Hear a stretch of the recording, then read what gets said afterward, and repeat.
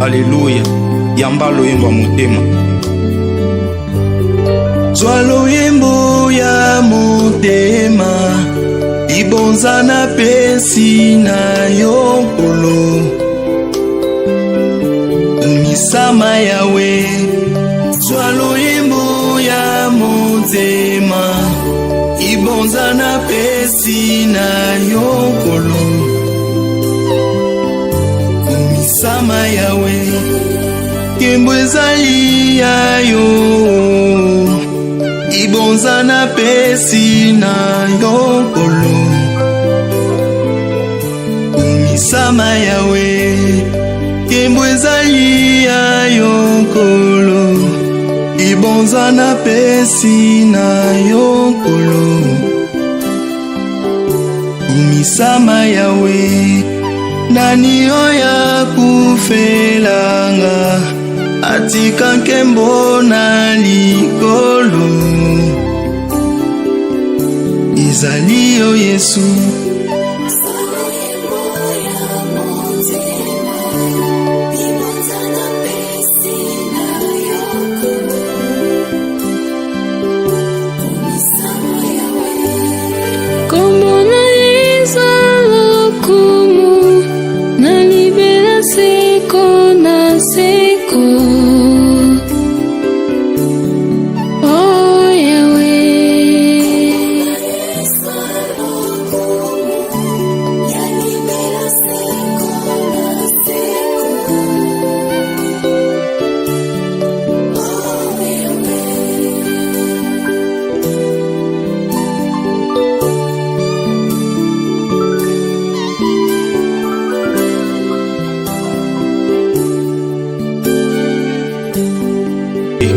Alléluia. Yamba loyembo motema.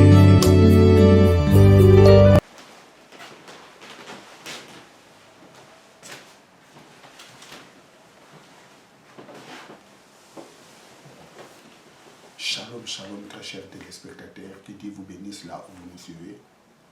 Bien, vous êtes dans CGC TV, croissez dans la grâce et dans la connaissance télévision avec les pasteurs Jimmy. C'est ma bien, très chers téléspectateurs. Le thème de la prédication d'aujourd'hui est intitulé L'entrée au Canaan. Avant de commencer ce message, j'aimerais faire d'abord la prière. Éternel Dieu, merci pour cette occasion que tu m'as accordée pour prêcher ta parole. Laisse que ce moment soit un moment de bénédiction pour tous ces celles qui suivront ce message. Laisse que ton esprit illumine leur cœur pour qu'ils arrivent à comprendre l'importance de ces messages dans leur vie. Je te rends toute la gloire. C'est toi qui es notre Dieu, c'est toi le véritable Dieu. En dehors de toi, il n'y a pas un autre. Père, je bénis ton nom. Au nom de Jésus-Christ, notre Seigneur et notre Sauveur. Amen. L'entrée au Canaan. Vous savez, très chers téléspectateurs, les enfants d'Israël, après avoir sorti en Égypte, leur destination était au Canaan. Parce que c'est là où Dieu les a préparés un territoire, la terre de Canaan, les pays dont coulent les laits et les miels. Lisons Exode, chapitre 3, verset 8.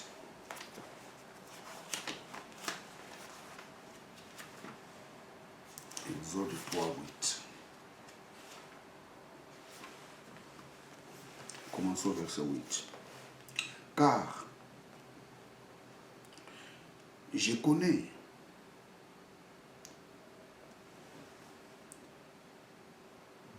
ces douleurs et je suis descendu pour les délivrer de la main des Égyptiens et pour te faire monter de ces pays-là dans un pays bon et spacieux, dans un pays ruisselant de lait et de miel, dans le lieu d'habitation du Canaan, et du Héthien, et des Amoréens, et du Phérézien, et du Hévien, et du Jébousien.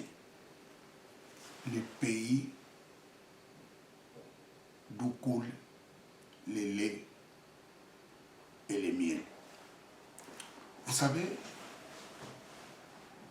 après leur sortie en Égypte, Dieu conduit les enfants d'Israël jusqu'à la porte de Canaan.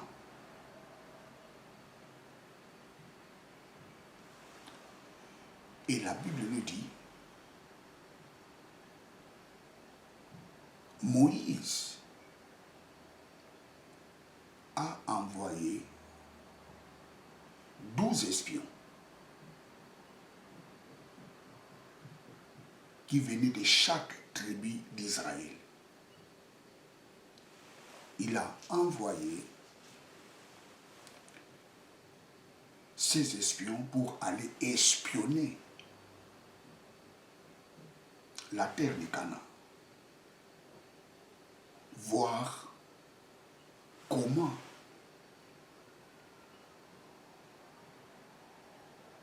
ils peuvent conquérir cette terre-là. Et qu'est-ce qui s'est passé? Les 12 espions sont partis. Ils ont exploré le pays.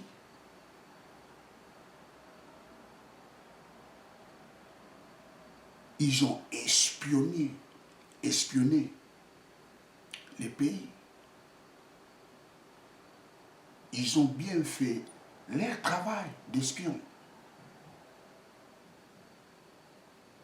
Et ils ont eu même, ou je dirais, ils ont cueilli même les fruits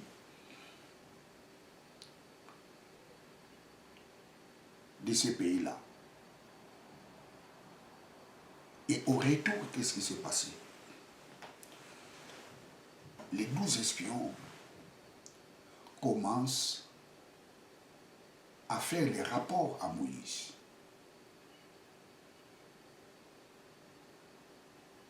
Qu'est-ce qu'ils ont dit à Moïse? Moïse, nous avons vu le pays, c'est un bon pays.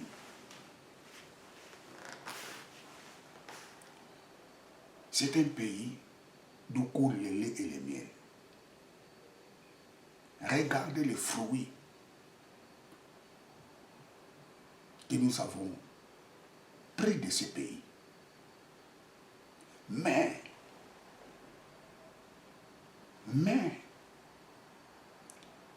nous avons vu les enfants d'Anak.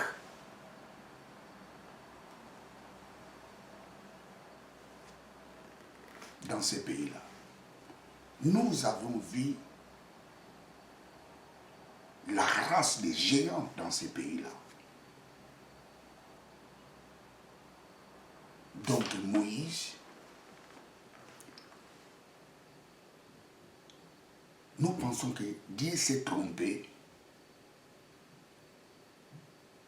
pour nous dire de venir conquérir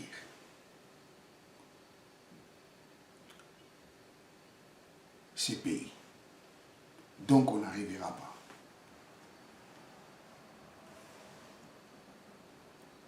On ne serait pas à mesure de conquérir ces pays. Et ces gens-là, ils ont influencé tous les enfants d'Israël.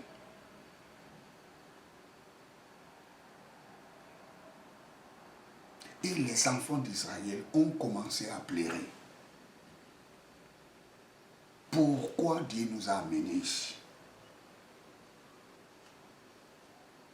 il a fallu qu'il nous laisse vivre en Égypte. On était bien en Égypte. Que de nous amener ici, mourir avec nos enfants. Et parmi ces espions, il y avait deux personnes, Josué et Caleb. Et ils n'étaient pas d'accord par rapport au rapport que les espions, leurs collègues, ont donné à Moïse et aux enfants d'Israël. Ils n'étaient pas d'accord. Ils ont dit à Moïse, non. Certes, il y a les enfants d'Anak dans ce pays. Mais Dieu nous est favorable. Allons, nous allons battre ces gens-là. Allons, nous allons conquérir ces gens-là parce que nous ne serons pas seuls. Nous serons avec notre Dieu. My God, hallelujah. Lisons Nombre. Nombre 13. Nombre 13. Nombre 13, 27. Et ils allèrent et arrivèrent auprès de Moïse et Aaron, et toute l'assemblée des fils d'Israël au désert des parents, à Kadès, et ils les rendirent compte, ainsi qu'à toute l'assemblée, et leur montrèrent les fruits du pays. Et ils racontèrent à Moïse et dirent, nous sommes allés dans les pays où tu nous as envoyés. Et vraiment, il est ruisselant de lait et de miel. Et voici les fruits seulement. Les peuples qui habitent dans les pays est fort, et la ville sont fortifiées, très grandes. Et nous avons vu aussi les enfants d'Anak. Amalek habite les pays du Midi et les Éviens, les Jébusiens. Et les Amoréens habitent la montagne. Et les Cananéens habitent le long de la mer et sur les rivages du Jourdain. Et Caleb fit taire les peuples devant Moïse et dit, montons hardiment et prenons possession du pays, car nous sommes bien capables de le faire. Mais les hommes qui étaient montés avec lui dirent, nous ne sommes pas capables de monter contre ce peuple, car il est plus fort que nous. Et ils crièrent devant les fils d'Israël, les pays qui avaient reconnu, disant, les pays par lesquels nous avons passé pour les reconnaître est un pays qui dévore les habitants. Et tous les peuples que nous avons vus est de haute taille. Et nous avons vu les géants, les fils d'Anak, qui est de la race des géants. Et nous étions à nos yeux comme des sauterelles. Et nous étions de même à leurs yeux. Verset 14. Et toute l'assemblée éleva la voix et jeta des cris, et les peuples pleura cette nuit-là. C'est-à-dire toute la nuit, les peuples pleuraient. Pourquoi Dieu nous a amenés ici? Pourquoi Dieu nous a mis en face de ces géants?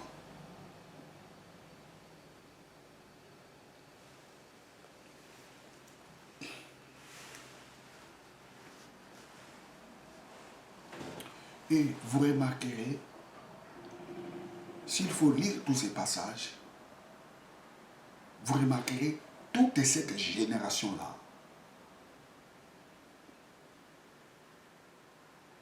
n'était pas entrée dans la terre promise.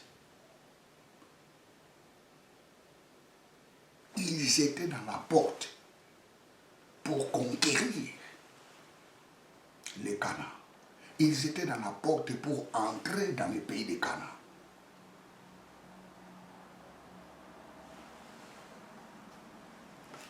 La manque de la foi, de la parole de Dieu, a fait qu'ils n'arrivent pas à posséder les pays. Et Dieu leur avait dit,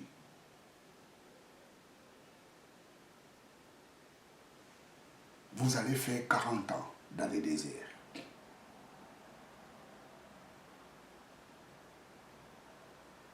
Et le but était d'exterminer cette génération-là des incrédules pour que les enfants possèdent les pays, pour que les enfants puissent conquérir et posséder les pays.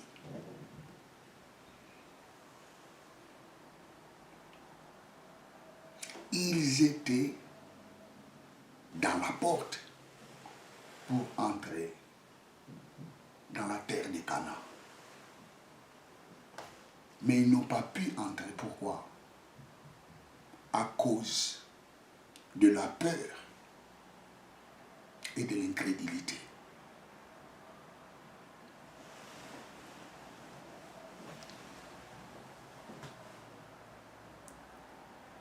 La manque de foi. La manque de foi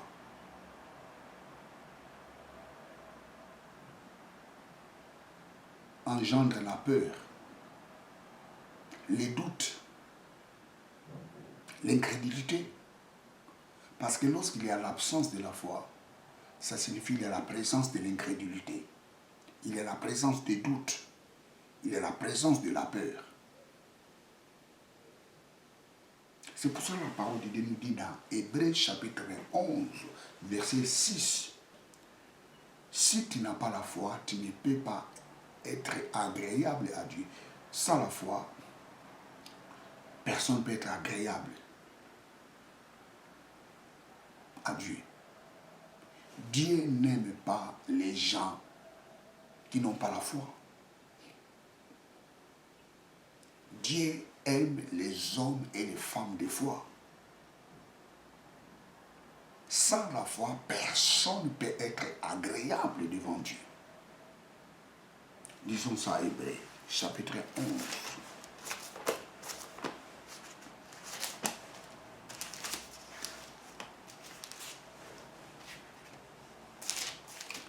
Hébreux 11, 6.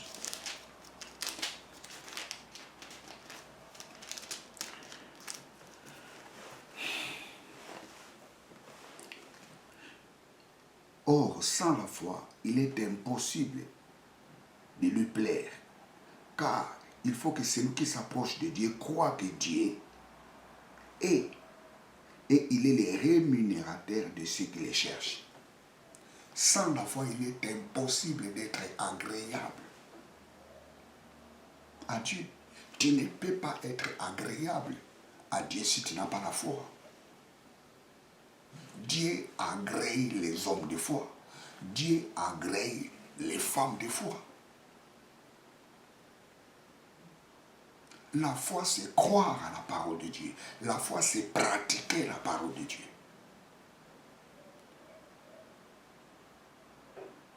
La foi, ce n'est pas croire seulement. La foi, c'est pratiquer la parole de Dieu. La Bible nous dit dans l'épître de Jacques, la foi sans les œuvres, elle est morte. La foi qui n'a pas les œuvres, c'est la croyance.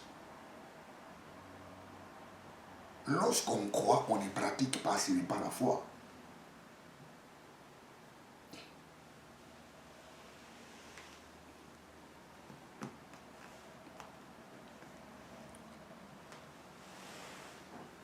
La génération de Josué n'ont pas pu entrer dans la terre de Canaan parce qu'ils n'avaient pas la foi. Et Dieu, qu'est-ce qu'il leur avait dit? Et cette génération-là, personne n'entra dans la terre de Canaan sauf Caleb et Josué.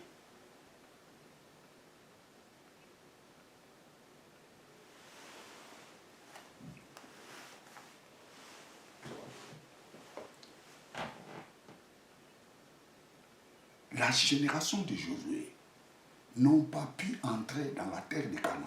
Pourquoi? Parce qu'ils ont vu la taille de la problématique qui était devant eux. Ils ont vu les fils d'Anak. Ils ont vu les géants. Ils ont dit que ça, même si Dieu nous a dit que nous allons conquérir ces pays, mais avec ces gens-là que nous avons vus, nous pensons que Dieu s'est trompé.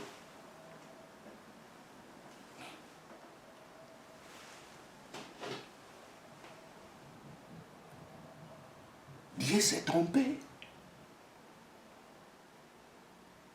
Or, lorsqu'on commence à dire que Dieu s'est trompé, on n'a pas la foi. Là, on commence à opérer dans la rationalité, dans l'intelligence. La foi est au-dessus de l'intelligence. La foi surpasse l'intelligence.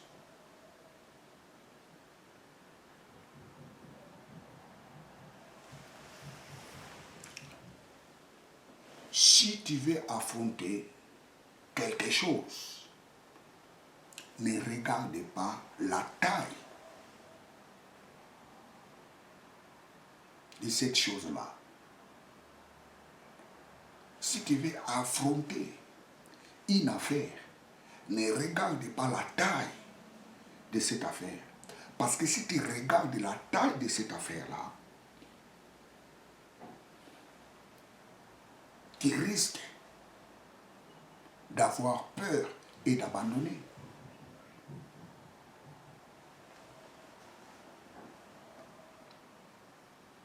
La génération de Josué, ils ont vu la taille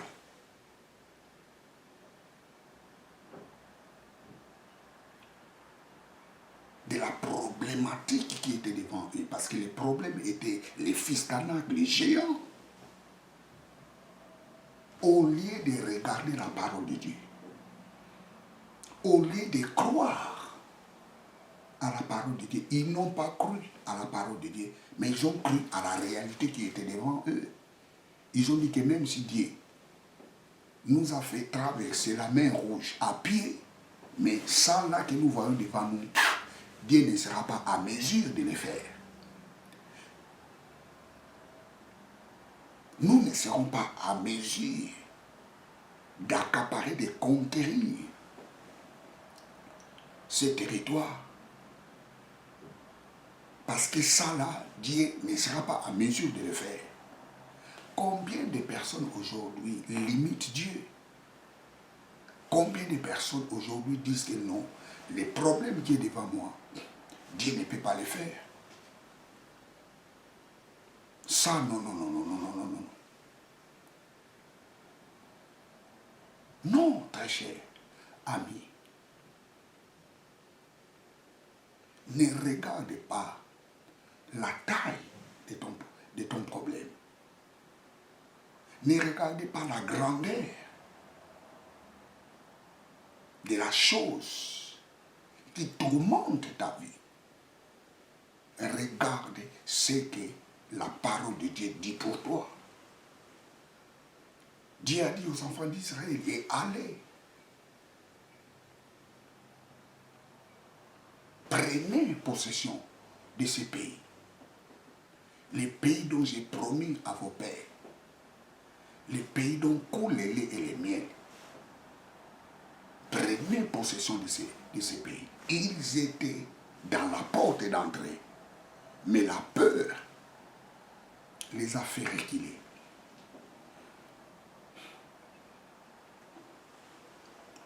Je reprends.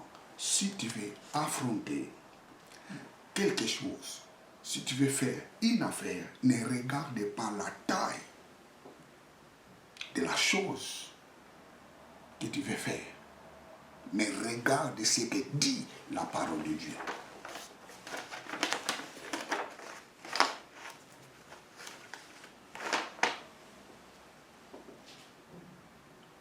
Parce que si tu regardes la taille des problèmes problème qui est devant toi, sans regarder la parole de Dieu, tu vas te décourager. Tu diras toi-même que non, je ne suis pas capable, je ne serai pas capable de le faire. Comme les enfants d'Israël ont dit, nous ne serons pas capables de battre ces gens-là. Parce que ce sont des gens qui sont forts. Parce qu'il y a des fils d'Anak.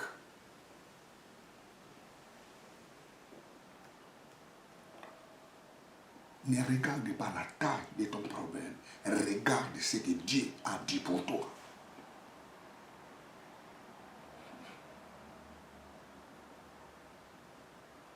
Regarde ce que Dieu a dit pour toi. Qu'est-ce que Dieu a dit pour toi? Praise God. Dieu a dit pour toi, là où foulera les plantes de tes pieds, ce lieu sera ta possession. Qu'est-ce que Dieu a dit pour toi? En toutes choses, tu es plus que vainqueur. Qu'est-ce que Dieu a dit pour toi? Quiconque se lèvera devant toi tombera sous ton pouvoir. Qu'est-ce que Dieu a dit pour toi? Tu es béni de toutes sortes de bénédictions spirituelles en Christ Jésus dans les lieux célestes. Qu'est-ce que Dieu a dit pour toi? Celui qui est en toi est plus fort que celui qui est dans le monde. Qu'est-ce que Dieu a dit pour toi? Tu es la tête, mais non la queue. Qu'est-ce que Dieu a dit pour toi?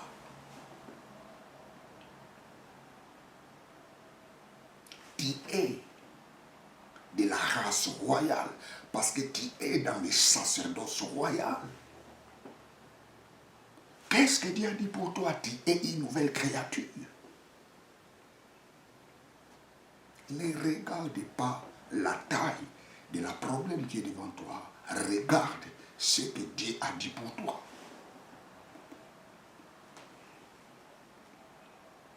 Vous allez comparer ces deux personnages, David et Saoul. Saoul regarde la taille de Goliath. Mais David regarde ce que dit la parole de Dieu. Saoul voit Goliath et dit, cet homme ici, on ne serait pas à mesure de les battre. On n'arrivera pas. Parce que il est grandi dans la guerre. C'est un guerrier de naissance. On ne serait pas à mesure de battre cet homme.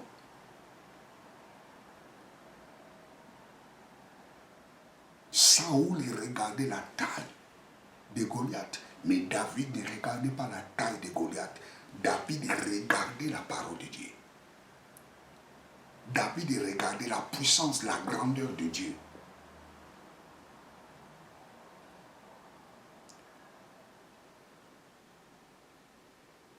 David en face de Goliath, qu'est-ce qu'il a dit? Tu viens avec moi avec tous ces épées de grandes choses, mais moi je viens devant vous au nom de l'Éternel des armées. Waouh!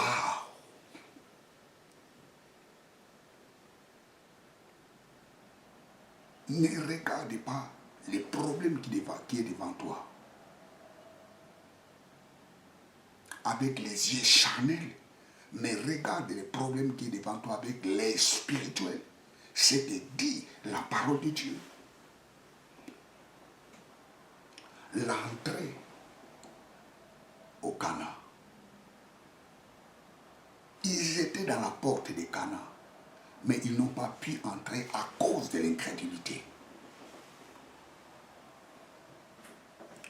Pourquoi? Parce qu'ils regardaient le Cana avec l'œil charnel.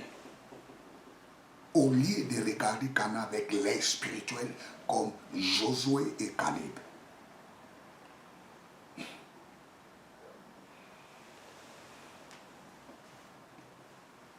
Quand Dieu te donne l'opportunité, saisis cette opportunité.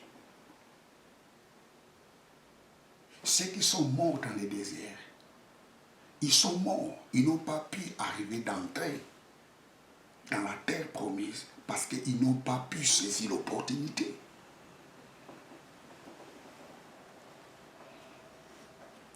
Lorsque Dieu te donne l'opportunité, saisis-la. Parce que si tu ne saisis pas cette opportunité,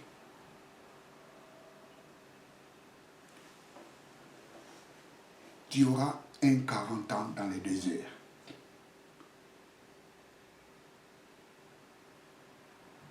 « 40 ans dans le désert, ça signifie, pour avoir maintenant la chose là,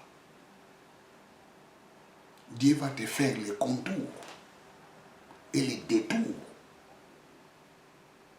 Parce que quelqu'un qui n'arrive pas à saisir l'opportunité, ça signifie que cette personne-là est immature. Ce sont des immatures qui n'arrivent pas à saisir l'opportunité. Alors pour rendre cette personne mature, Dieu fait traverser cette personne dans le désert. Le désert, c'est un lieu de la croissance. Ce n'est pas un lieu de la torture. Dieu n'avait pas amené les enfants d'Israël, ou je dirais, les enfants d'Israël n'ont pas fait 40 ans dans le désert pour être torturés. Non, Dieu a amené les enfants, ou je dirais, les enfants d'Israël ont fait 40 ans dans le désert pour leur croissance spirituelle, pour les pousser à la croissance. Parce qu'ils étaient à la porte, mais ils étaient immatures. Ils devraient saisir l'opportunité, mais ils n'ont pas arrivé à le saisir. Conséquence, 40 ans dans le désert. Les chiffres 40, c'est les chiffres de l'épreuve. Et vous remarquerez, là où il y a 40, les chiffres 40 dans la Bible, il y a toujours les épreuves. Il y avait 40 juges en Israël. Et vous remarquerez, pendant toutes ces périodes de juges, les enfants d'Israël étaient toujours dans l'épreuve. Ils étaient toujours dans les épreuves. Un jour, je parlerai la différence qui existe entre la tentation et l'épreuve. Parce qu'en grec, c'est différent. Nous avons peirasmos et dokimazo. Peirasmos, c'est la tentation. Dokimazo, c'est l'épreuve, les tests. Dieu ne tente pas ses enfants, mais Dieu teste ses enfants. Ça, c'est différent. La tentation amène quelqu'un à commettre le péché. Mais l'épreuve est un examen. C'est le diable qui tente, mais Dieu ne tente pas. Dieu met son enfant à l'épreuve pour voir le niveau de son amour envers lui. Un jour, j'en parlerai. Cette différence. Je l'ai déjà parlé, mais j'en parlerai encore. La différence qui existe entre la tentation et l'épreuve. Peirasmos et dokimazo.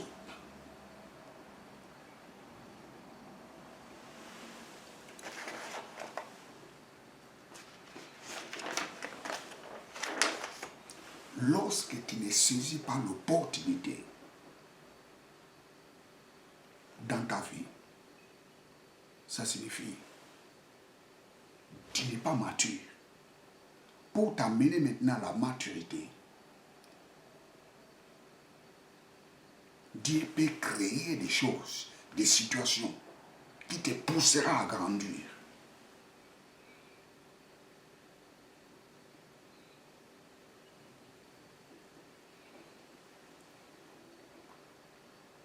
Les enfants d'Israël, pour conquérir la terre de Canaan,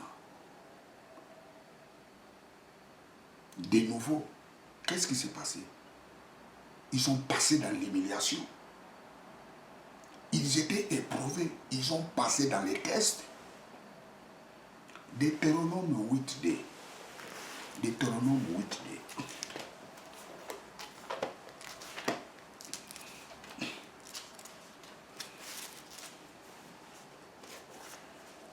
Deutéronome 8d.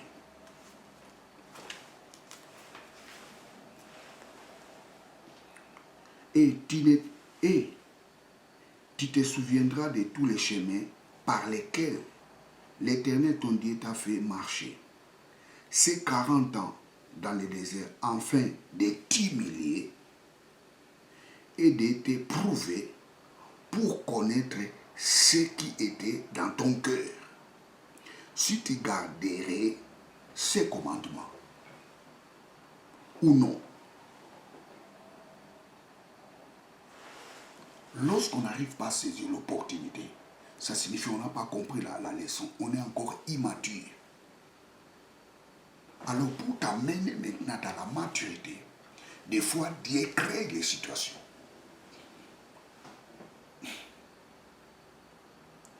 Et cette situation-là va te ramener à la maturité.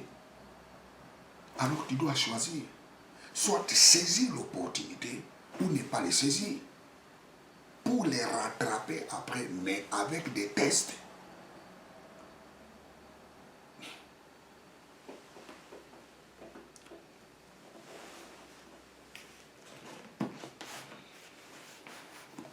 L'entrée dans la terre de Canaan. Ils étaient à la porte. Pour la première fois. Ils ont loupé. Ils l'ont loupé. Pourquoi? Parce qu'ils étaient immatures. Au lieu de regarder la parole de Dieu, au lieu d'avoir la foi, ils n'ont pas eu la foi dans la parole de Dieu. Mais ils ont regardé la grandeur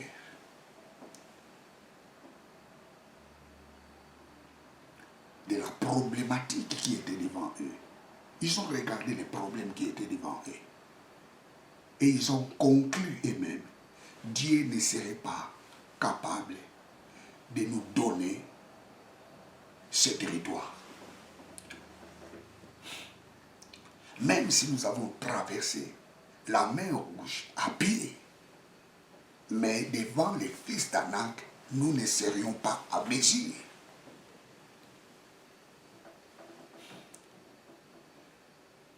de conquérir ce territoire. Et tu dois savoir une chose. Dieu est le Tout-Puissant. Dieu n'est pas puissant, mais il est le Tout-Puissant. Ça signifie, il est puissant, il est le Tout-Puissant dans chaque situation.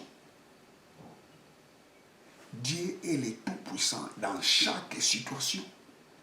Il est le Tout-Puissant dans chaque ère. Il est le Tout-Puissant dans chaque situation.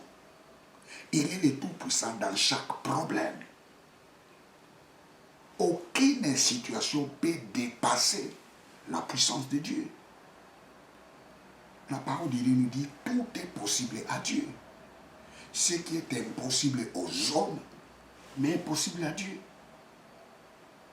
Ayez la foi en Dieu. Ne marchez pas par la vie, mais marchez par la foi. L'apôtre Paul dit, hey, nous ne marchons pas par la vie, mais nous marchons par la foi. L'entrée dans la terre de Canaan, ils étaient dans la porte. Mais ils n'ont pas saisi l'opportunité. Pourquoi? Parce qu'ils ont regardé la taille de leurs problèmes. Ils ont regardé, ils ont vu les fils d'Anak. Et ne regardez pas la grandeur de ces problèmes qui est devant toi. Si tu regardes la grandeur des problèmes qui est devant toi, sans regarder, sans voir la foi, tu vas abandonner. Moi, je cesse de dire ces témoignages qui me concernent.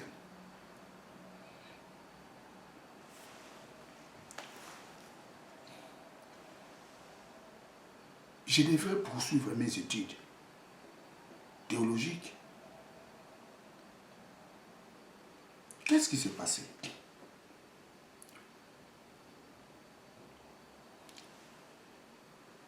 Il a fallu que je paye les loyers de l'église, parce qu'à l'époque, c'est moi qui payais les loyers de l'église. Il a fallu que je paye les loyers là où j'habitais avec ma femme. Il a fallu que je travaille. Et il a fallu aussi faire les études. Et je vous dis, les études théologiques. Écoutez, les études théologiques, écoutez. Parce que là, on payait les syllabus à 50 €, je dirais à peu près, chaque syllabus. Mais je me posais les questions, mais mon Dieu, comment est-ce que je vais arriver? Payer les loyers de l'église, payer la maison, il faut travailler, il faut faire nourrir ta femme et les enfants. Il faut faire les études. Mais comment est-ce que je vais faire? Et la nuit, je reçois une vision. Dans cette vision-là, j'avais un grand sac, un colis que j'ai mis sur ma tête. Bon, nous les Africains, on transporte notre colis sur la tête. Nous les Africains, c'est comme ça. J'avais un grand colis sur ma tête. Alors je devrais traverser la route. Mais il y avait une forte pluie. Une forte pluie. Et cette pluie-là a inondé la route dont je devais traverser. Il y avait une très forte pression d'eau. Mais avec mon colis, j'ai dit, mais mon Dieu, comment est-ce que je vais faire? Comment est-ce que je peux traverser cette route? Directement, j'ai dit, je vais traverser. Ça, c'est dans la vision. J'ai traversé la route. Là où il y avait la pression d'eau qui coulait. Et j'ai traversé la route. Quand je me suis réveillé, j'ai dit, ah, la vision là que j'ai reçue me concerne. Donc, il faut que je fasse mes études de la théologie. Et je vous ai dit, je l'avais fait.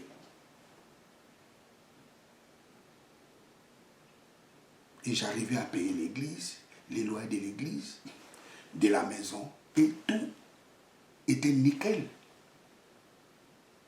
Et bien après, l'église a commencé à payer les loyers de l'église.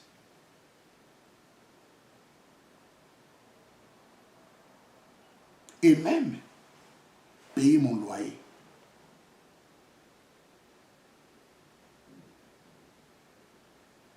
Parce qu'il y avait la pluie de l'abondance à l'église. Ne regarde pas la taille de ton problème, mais regarde la puissance de Dieu. J'ai dit tu arriveras. J'ai dit tu es capable.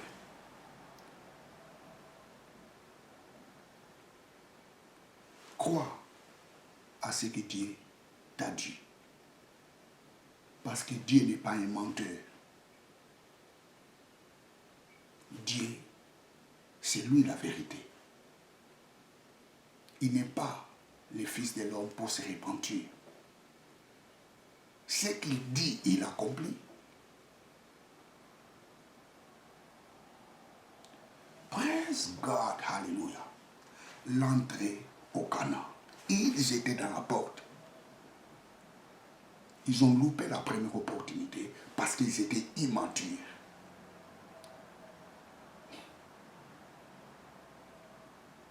Praise God, hallelujah.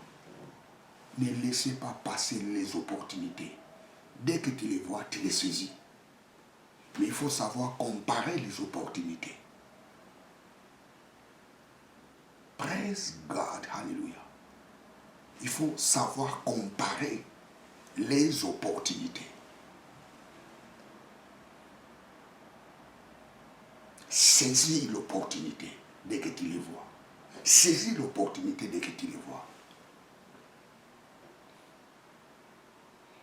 L'opportunité aujourd'hui, c'est ce message que je suis en train de te prêcher. Dieu est au-dessus de ton problème.